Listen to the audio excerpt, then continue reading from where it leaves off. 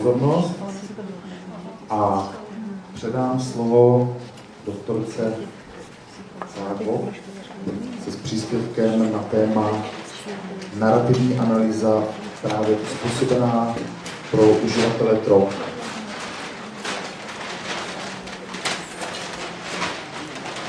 Tento příspěvek bude v angličtině, takže pokud chcete, abyste ho slyšeli v češtině, tak tuším kanál 4 na vašich překladatelských přístrojcích. Thank you. The sound is okay? Yeah. Thank you. Yes, and is it this one? Excuse me. Is it, I put on this one when I want to get cover? This one? Oh. Ah, yes. Okay. Yes, you have been listening quite a while. I am going to talk about something quite different from screening. I am going to talk about narrative analysis, and I want to tell you something about the theoretical background for doing narrative analysis and for thinking that it comes valuable knowledge out of that. Narrative, the basic things about the narrative is that you want to get the one you are studying, you want to get their perspective. You don't want to diagnose them or to measure anything, but you want their voice to be spoken and highlighted. And the theoretical background for this is, among others, the Thomas theorem, maybe you know about it, which says, if man defines situations as real, they are real in their consequences. That means it's not that important to figure out what is the truth or not. The important thing is what is the truth for a person. Because what is truth for me is the background for how I act. Not how anybody else would define it, but how I define it myself. So what we want to get in touch with and to highlight is the storyteller's experience of the past, how it is now, the present, and the future. We also want to understand the action, what people are doing and what is happening. And on this base, we are able to do a new definition, and that makes us possible to have a new understanding. So this is why this kind of analysis can be valuable when we are working with people and people who have difficulties in some way or another. When we do research like this, the first we focus on are the people's life in general, and when we have done this study we are going to present after lunch, we also have focused especially on young people's use of drugs.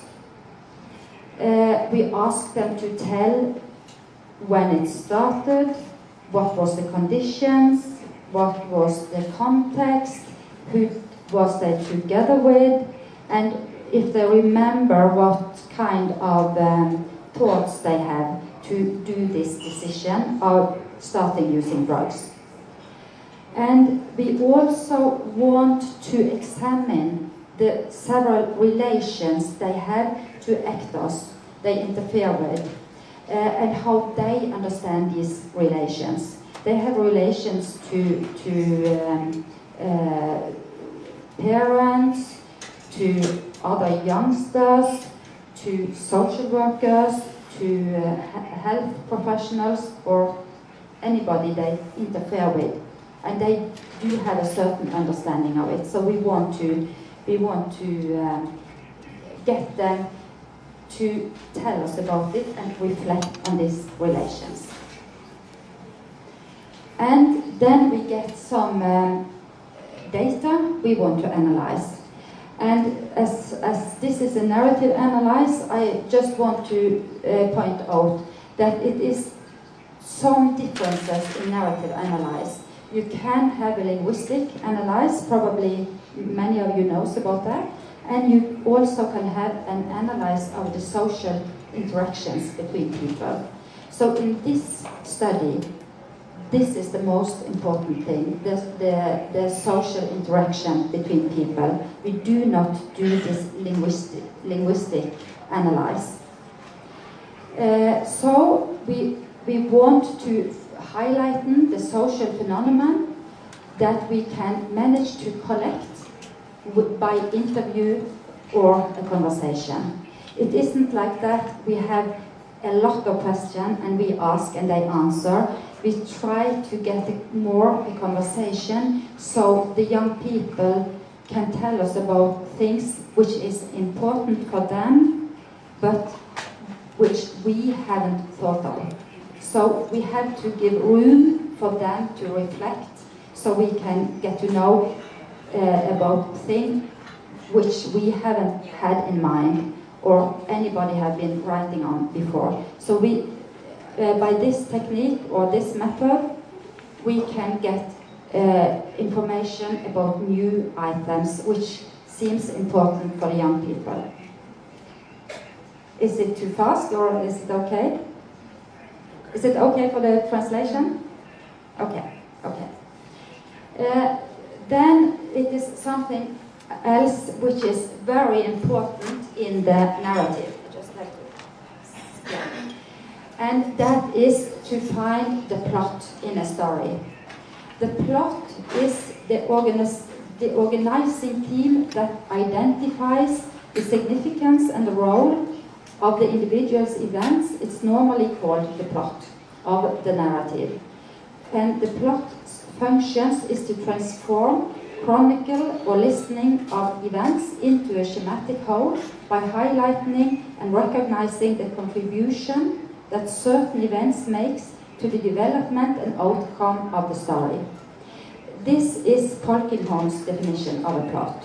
So the plot makes us, help us to connect to the story. It gives us a framework to understand the story in.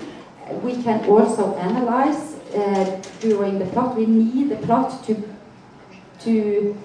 decide what to analyze, and it gives us the meaning of the story. In Norway we also call it the red thread. Do you say that? No. It is the one we can follow during the story.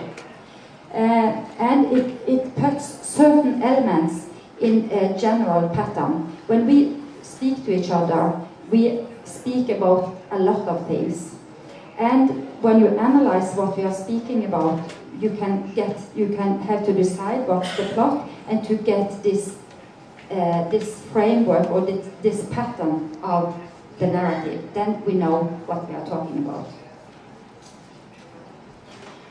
And the narrative is the most important way of creating meaning. And the actions becomes meaningful in relation to the theme or the message within the narrative or related to the place the narrative gets in the story. This means that we have to look very carefully into the data to see where people create meaning, where they think things change. It's a very important thing, I will come back to that. And what happens when things change. So that's how you can build a new narrative and put away all things that has nothing to do with the plot, even though it is a part of the data, but it is not important for the study then.